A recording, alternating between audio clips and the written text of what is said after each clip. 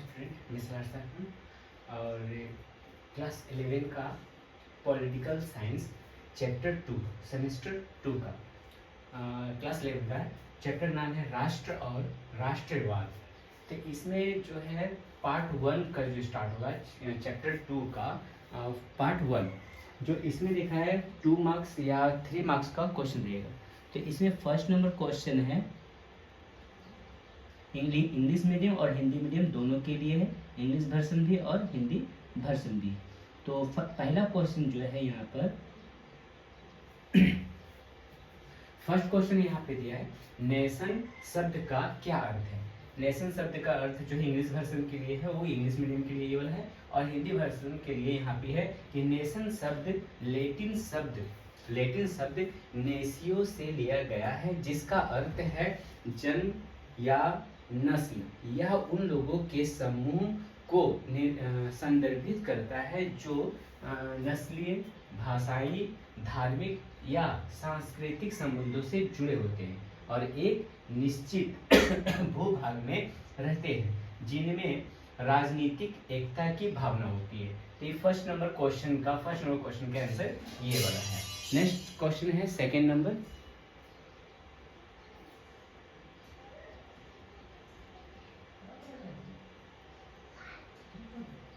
Second number question है राज्य की मुख्य विशेषताएं क्या है।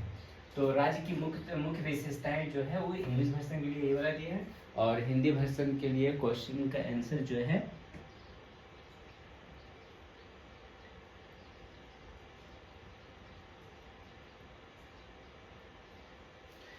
राज्य की मुख्य विशेषताएं है पहला जनसंख्या, भूक्षेत्र,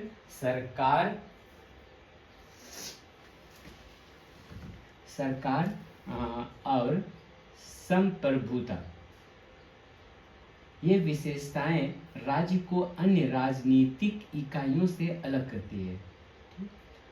ये हो गया। थर्ड नंबर क्वेश्चन है संप्रभुता को परिभाषित करें।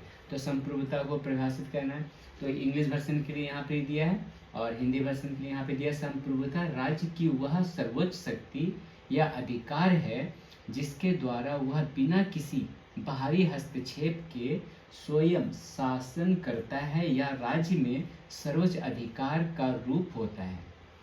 4 नंबर क्वेश्चन दिया है संविधान क्या है।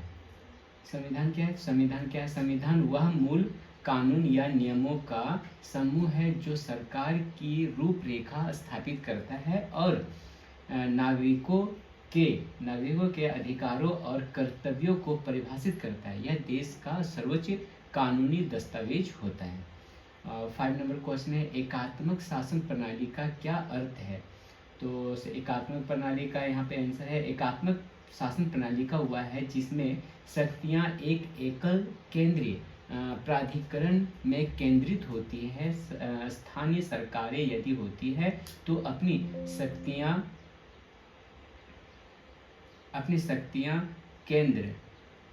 केंद्र सरकार से प्राप्त करती है। तो ये हो गया क्वेश्चन नंबर 5। आइए 6 नंबर क्वेश्चन है।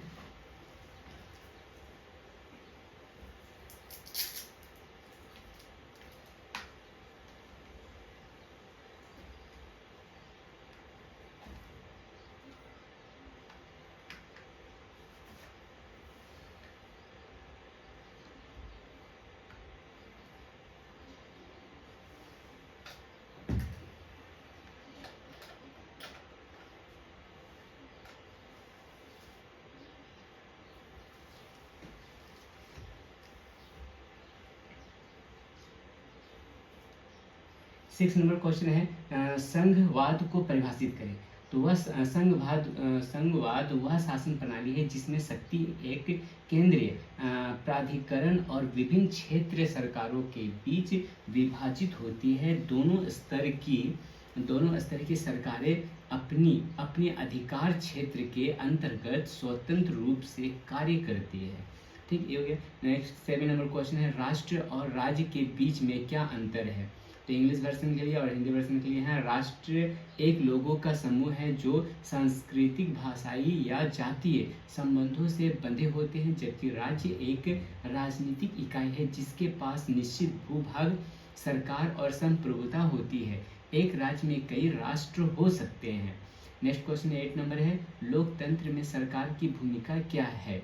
तो इसका आंसर है यहाँ पर, लोकतंत्र में सरकार जनता की इच्छाओं का प्रतिनिधित्व करती है और कानून बनाने और लागू करने में व्यवस्था बनाए रखने, नागरिकों के अधिकारों की रक्षा करने और राष्ट्र के कल्याण को बढ़ावा देने की जिम्मेदारी होती है।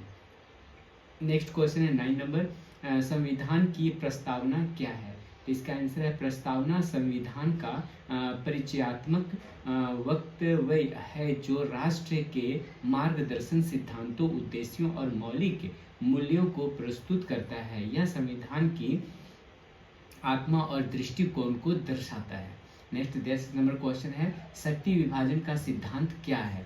तो इसका आंसर यहाँ पर है, शक्ति विभाजन का सिद्धांत सरकार को 3 शाखाओं में विभाजित करता है, विधायिका, कार्यपालिका और न्यायपालिका। प्रत्येक शाखा स्वतंत्र रूप से कार्य करती है ताकि किसी एक इकाई में शक्ति का केंद्रीकरण ना हो सके। नेक्स्ट क्वेश्चन, लोकतांत्रिक सरकार में विधायिका की भूमिका क्या है? तो इसका आंसर है, विधायिका कानून बनाने, जनता की इच्छाओं को प्रतिनिधित्व करने, बजट को मंजूरी देने और कार्यपालिका के काम की निगरानी करने के लिए जिम्मेदार होती है। यह लोकतंत्र में शक्ति संतुलन बनाए रखने में महत्वपूर्ण भूमिका निभाती है। और 12 नंबर क्वेश्चन है, प्रत्यक्ष और अप्रत्यक्ष लोकतंत्र में क्या अंतर है? तो इसका आंसर है यहाँ पर, प्रत्यक्ष लोकतंत्र में नागरिक सीधे निर्णय लेने की प्रक्रियाओं में भाग लेते हैं, जैसे जनमत संग्रह। अप्रत्यक्ष लोकतंत्र में नागरिक प्रतिनिधियों का चुनाव करती है जो उनके बिहेल्फ पर निर्णय लेते हैं। नेक्स्ट क्वेश्चन 30 नंबर है, कार्यपालिका शाखा का कार्य क्या है? तो आंसर है इसका, कार्यपालिका शाखा कानूनों को लागू करने, नीतियों को लागू करने और सरकार के दैनिक कार्यों का प्रबंधन करने के लिए जिम्मेदार होती है। इसका नेतृत्व राष्ट्रपति या प्रधानमंत्री करते हैं। नेक्स्ट क्वेश्चन है, विधि के शासन की अवधारणा को समझाइए। विधि का शासन का अर्थ है कि कोई भी व्यक्ति या सरकार कानून से ऊपर नहीं है। सभी नागरिकों पर कानून समान रूप से लागू होते हैं और न्याय निष्पक्षता और निरंतरता के साथ प्रदान किया जाता है। 15 नंबर क्वेश्चन है, कानून के विभिन्न प्रकार कौन कौन से हैं? तो इसका आंसर होगा यहाँ पर, कानून के विभिन्न प्रकार हैं। पहला है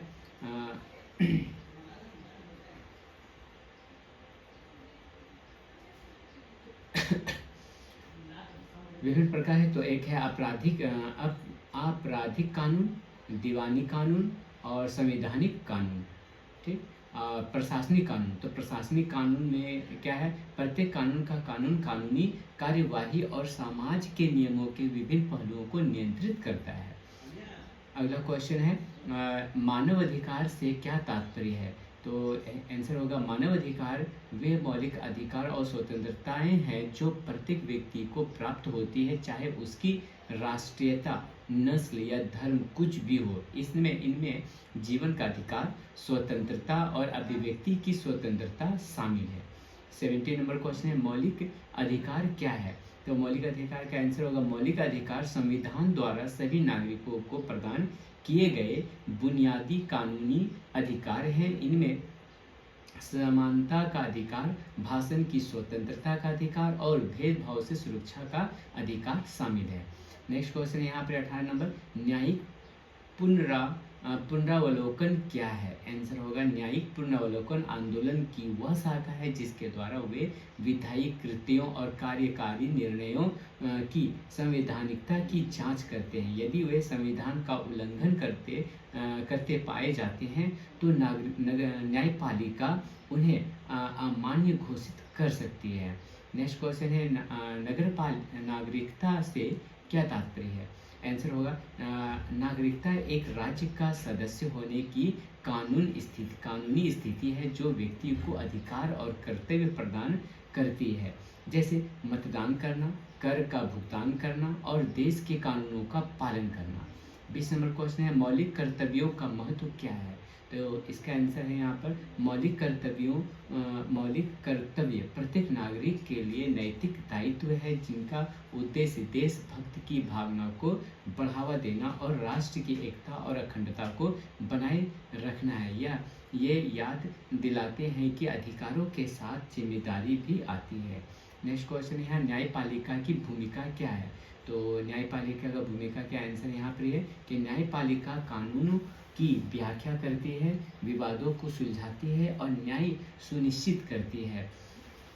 यह संविधान का संरक्षक होता है और सुनिश्चित करती है कि कानूनों का निष्पक्षता से पालन हो जिससे व्यक्तियों के अधिकारों की रक्षा हो सके। नेक्स्ट क्वेश्चन है गठबंधन सरकार क्या है। आंसर होगा गठबंधन सरकार तब बनती है जब कई राजनीतिक दल एक साथ मिलकर बहुमत बनाते हैं और मिलकर शासन करते हैं। यह आमतौर पर तब होता है जब किसी एक पार्टी के पास अकेले सरकार बनाने के लिए पर्याप्त सीटें नहीं होती है। नेक्स्ट क्वेश्चन है यहाँ पर गणराज्य क्या है। तो गणराज्य एक ऐसी शासन व्यवस्था है जिसमें राज्य के प्रमुख का चुनाव किया जाता है और देश का शासन जनता द्वारा चुने गए प्रतिनिधियों द्वारा किया जाता है। गणराज्य में राजशाही नहीं होती। नेक्स्ट क्वेश्चन है धर्म निरपेक्षता क्या है। तो धर्म निरपेक्षता वह सिद्धांत है जिसके अनुसार सरकार किसी भी विशेष धर्म का पक्ष नहीं लेती और सभी नागरिकों के लिए धार्मिक स्वतंत्रता सुनिश्चित करती है। 25 नंबर क्वेश्चन है सामाजिक न्याय क्या है। तो सामाजिक न्याय आंसर यहाँ दिया सामाजिक न्याय समाज के भीतर संपत्ति अवसरों और विशेषाधिकारों के निष्पक्ष वितरण को संदर्भित करता है। इसका उद्देश्य असमानता को कम करना और सभी व्यक्तियों के लिए समान अधिकार और अवसर प्रदान करना है। तो ये हो गया क्वेश्चन 2 मार्क्स का क्वेश्चन। ये टोटल इतना क्वेश्चन है, इसको अच्छा से नोट डाउन कर लें। अगर इसमें किसी भी सब्जेक्ट का अगर पीडीएफ चाहिए तो मुझे कांटेक्ट करें। मेरे नंबर जो है इसमें इस चैनल के फर्स्ट में मेरा नंबर दिया हुआ है। इस नंबर में मेरा व्हाट्सएप बोले कि इसमें कोई भी सब्जेक्ट का पीडीएफ चाहिए तो तुरंत इस चैप्टर का पीडीएफ मिल जाएगा। तो पार्ट 1 में जो है ये शॉर्ट क्वेश्चन टोटल है, इसे जल्दी नोट डाउन कर लें।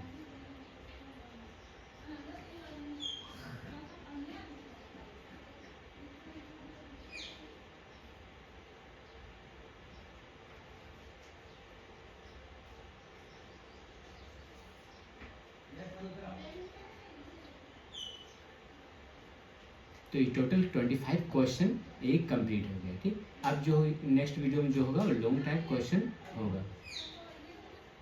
ठीक।